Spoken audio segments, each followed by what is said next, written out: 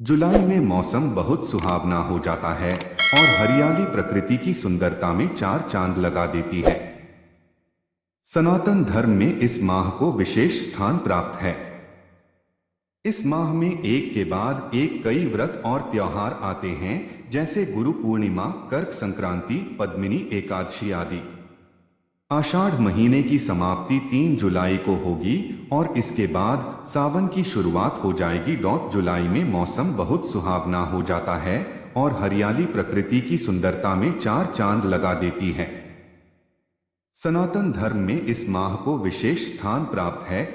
इस बार सावन में पड़ने वाले सावन सोमवार के व्रतों की संख्या 8 होगी और ऐसे में भक्त शिवजी की कृपा प्राप्त करने के लिए 8 सावन सोमवार के व्रत रख सकेंगे।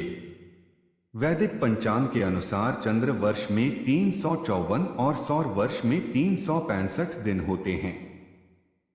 इन दोनों के बीच 11 दिनों का अंतर देखने को मिलता है और हर 3 साल के अंतराल पर पड़ने से यह अंतर 33 दिनों का हो जाता है। इसी प्रकार प्रत्येक तीसरे साल में 33 दिनों का अलग अतिरिक्त महीना बन जाता है, जिसे अधिक मास कहा जाता है और इसकी वजह से ही वर्ष 2023 में सावन 2 महीनों का हो रहा है। वैसे तो हिंदू धर्म में प्रत्येक माह देवी देवताओं की पूजा अर्चना की जाती है और खास तौर पर शुभ कार्यों से पहले देवताओं को अवश्य याद किया जाता है। लेकिन सावन का महीना धार्मिक दृष्टिकोण से बेहद ही खास और महत्वपूर्ण माना गया है। यह माह देवों के देव महादेव को समर्पित है और इस माह की महिमा का बखान शिव पुराण में भी किया गया है। इस साल सावन 4 जुलाई 2023 से शुरू हो रहा है और इस माह भगवान शिव की आराधना की जाती है।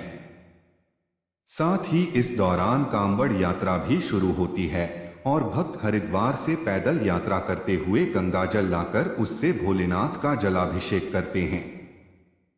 लेकिन क्या आप जानते हैं कि आखिर सावन के महीने में भगवान का ही पूजन क्यों किया जाता है और इस धार्मिक दृष्टिकोण इस माह का क्या महत्व है?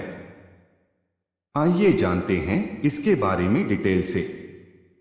हिंदू धर्म पुराणों में सावन के महीने का कई जगह जिक्र किया गया है और शिव पुराण में तो इस माह का महत्व भी बताया गया है।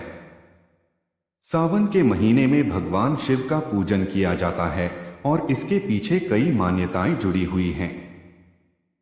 धार्मिक मान्यता के अनुसार सावन के महीने में ही भगवान शिव ने समुद्र मंथन से निकला विष का प्याला पिया था। इस विष का ताप इतना तेज था कि इंद्र देवता ने बारिश करके उन्हें शीतल किया था। इसलिए सावन के महीने में बारिश होती है। मां पार्वती और भगवान शिव का विवाह। धार्मिक मान्यताओं के अनुसार माता सती ने भगवान शिव को हर जन्म में पति के रूप में पाने का प्रण लिया था।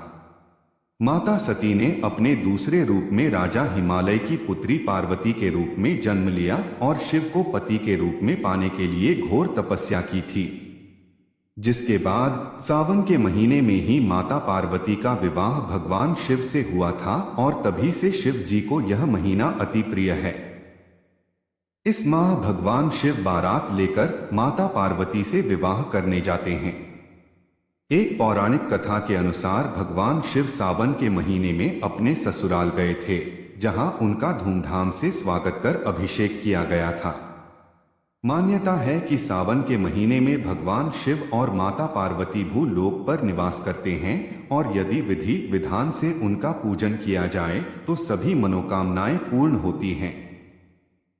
सावन के महीने में भगवान शिव के ससुराल कहे जाने वाले हरिद्वार के दक्षेश्वर मंदिर में पूजा का विशेष महत्व होता है।